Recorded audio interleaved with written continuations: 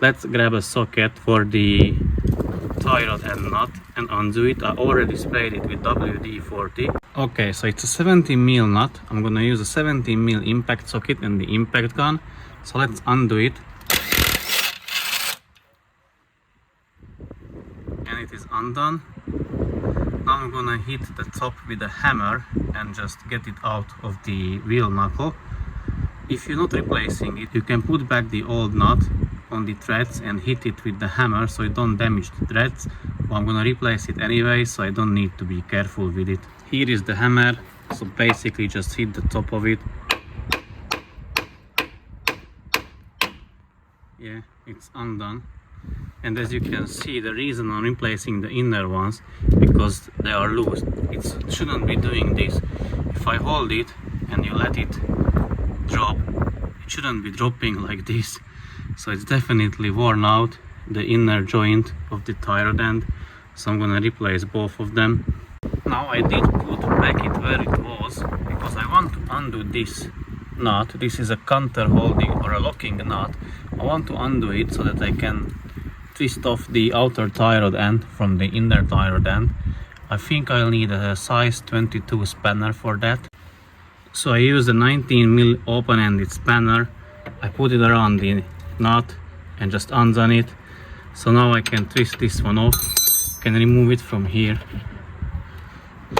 It's not supposed to fall like that. And now I can twist it off.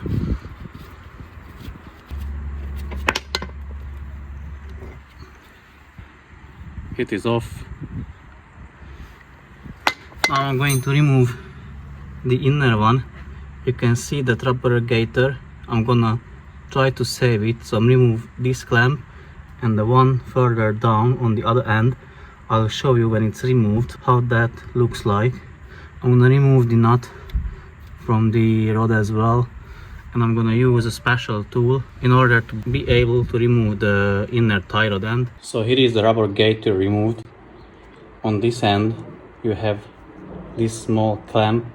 Basically you just push these two tabs on it together and you can remove the clamp. It's fairly obvious. The other one is a click or clip, or what it is called. So what I've done, where you see this space, I used a long screwdriver, put it in there and undone it, twist it and undone it, and then I just pulled the whole gaiter so I could save it. And now I can remove the inner tie rod end. So to remove the inner tie rod end you have two options. One is here. This is fairly cheap tool. It's 10 pounds I guess from Amazon. So basically you put it around the tie rod end, tighten it all the way, then use an extension and the ratchet and undo it. It works because on this car I've done that side with this, because this tool was still on the way out for delivery, so I didn't have it at that time. But I tightened it that side with this tool. So basically it has three adapters. It shows the range. So this is from 35 to 40mm. I think this is the one I'm gonna use. So basically you just put it around the tie rod end, then put this extension onto the rod, and here you either use a square ratchet or a spanner and undo it that way.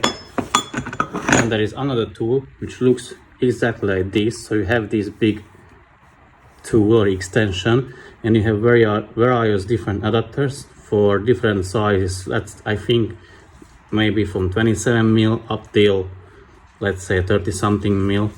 I prefer this one because this one automatically adjusts itself to the proper size you need. So let me show you how to do it. So the extension and the adapter is now in one piece. Now you just slide it over the rod all the way, and it's supposed to lock. Yeah, I can see it's not moving. So now I just connect the extension for the ratchet and the ratchet itself, and then I'm going to undo it. Unfortunately, I will need both of my hands for that, so I cannot show on camera, but I will show you the result. So here you have it, the inner tie rod removed. I definitely recommend this tool over the other one. This is less complicated and involves less job around it, but it's slightly more expensive. This one is 45 pounds if I remember correctly, and the other one is 10 pounds or 12 pounds. So whichever you prefer, go get it, because otherwise you won't be able to undo the tie rod end.